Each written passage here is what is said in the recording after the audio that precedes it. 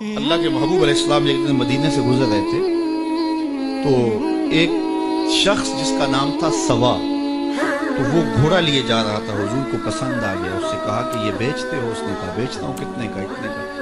کہا کہ رکو میں اس کی قیمت لے کے آیا اور تمہیں دیتا ہوں۔ کسی نے اس کو رکے ہوئے دیکھا تو پوچھا یہاں کیوں کھڑے ہو؟ اس نے کہا مسلمانوں کے نبی سے اس گھوڑے کا سودا ہو گیا تو وہ قیمت لے لیا۔ اس نے کہا مجھے زیادہ پیسوں سے دے دو۔ تو اس نے کہا میں تو یاد سودا کر چکا ہوں۔ اس نے کہا کہ کوئی گواہ تھا؟ کہا نہیں۔ کہا مقدم۔ اس کو پیسوں کی لالچ آ گئی، اس نے کہا ٹھیک ہے حضور، اتنے میں قیمت لے کے پہنچ گئے۔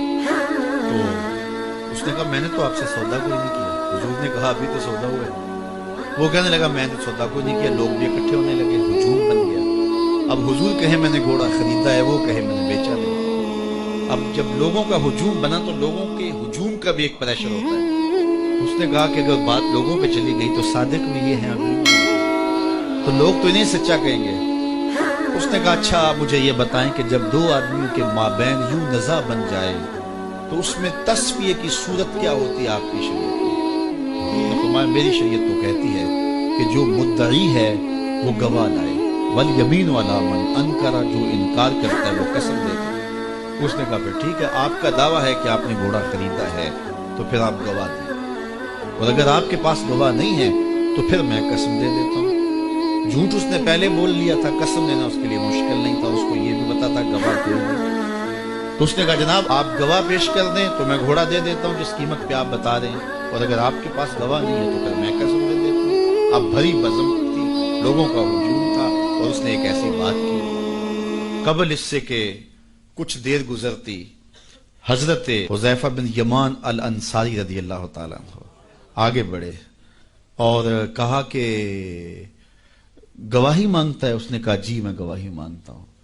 تو کہا میں گواہی دیتا ہوں، جتنے میں حضور نے بتایا اتنے میں سودا ہوا ہے اور حضور نے گھوڑا خریدا ہے۔ اس نے کہا جی ٹھیک ہے میرا مطالبہ پورا ہو گیا، گواہی چاہیے تھی، درکار تھی گواہی مل گئی۔ تو اس نے گھوڑا دے دیا اور قیمت اس نے لے لی۔ قیمت اس نے اپنی مرضی کی گھوڑے کے مطابق ہی لی تھی، وہ تو زیادہ پیسوں کے لالچ میں مکرا تھا۔ تو خیر اس کو راستہ نکلنے کا مل گیا۔ لوگ ہٹنے لگے تو حضور نے حضرت حذیفہ رضی اللہ تعالیٰ عنہ کو اشارے سے قریب کیا اور کہا کہ تم نے گواہی دی، تم تو موقع پہ موجود ہی نہیں تھے، تو تم نے گواہی کیسے دی؟ تو حضرت حذیفہ رضی اللہ تعالیٰ عنہ نے کہا حضور گھوڑا کیا ہے، آپ کے کہنے پہ تو ہم نے رب کی گواہی دے دی، ہم نے رب کو دیکھا تھا، آپ نے کہا نہ ہے تو ہم نے مان لیا، تو یہ گھوڑا کیا ہوتا ہے؟ تو حضور نے حضرت حذیفہ کا ہاتھ پکڑ کے فضا میں بلند کیا اور لوگوں کو کہا جانے والوں رک جاؤ۔ لوگ ٹھہر گئے۔ کہا کسی عدالت کچہری میں گواہ کی ضرورت ہو تو میری شریعت دو گواہ مانگتی ہے، لیکن جہاں میرا خزیمہ ہوگا، ہاں حذیفہ نہیں، خزیمہ بن ثابت انصاری رضی اللہ عنہ، جہاں میرا خزیمہ ہوگا وہاں ایک کی گواہی دو کے قائم مقام ہوگا۔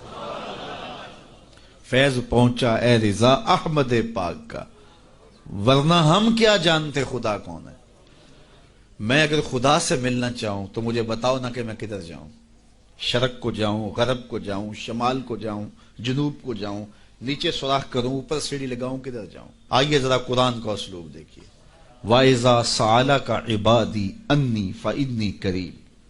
حبیب میرے بندے تیرے پاس آ کے میرا پوچھتے ہیں، بندے میرے ہیں، مجھے ڈھونڈتے ڈھونڈتے تیرے پاس آ گئے اور تیرے پاس آ کے پھر میرا پوچھنے لگے۔ فَإِنِّي قریب، ان آنے والوں کو بتلا دیجئے کہ میں دور نہیں ہوں، نیڑے ہوں۔ فا تاقیبیہ کے بعد علماء تفسیر نے لکھا کہ کل مقدر ہے، یہاں کل ماننا پڑے گا۔ فَإِنِّي قریب اے فَقُلْ إِنِّي قریب، ان کو کہہ دیجئے کہ وہ دور نہیں، آگے ہو تو مل جائے گا۔ یہ ہے ترجمہ کل کے مقدر ماننے سے۔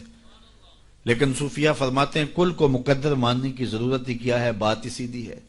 حبیب میرے بندے مجھے ڈھونڈتے ڈھونڈتے تیرے تک آ گئے، تو محبوب جب تیرے تک آ گئے میں پھر بھی دور ہوں۔ میرے بندے جب مجھے ڈھونڈتے ڈھونڈتے تیرے تک جو آ گئے تو محبوب تیرے تک آ گئے ہیں تو میرے تک آ گئے۔ یہ تیرے پاس آ کے پھر میرا پوچھ رہے ہیں، جو تیرے پاس آ گئے وہ میرے پاس آ گئے، کیونکہ تیرے تک پہنچنا ہی تو میرے تک پہنچنا ہے۔ تو کہا اگر خدا تک پہنچنا ہے تو مصطفیٰ تک جانا ہوگا، بس یہی راستہ خدا تک پہنچتا ہے۔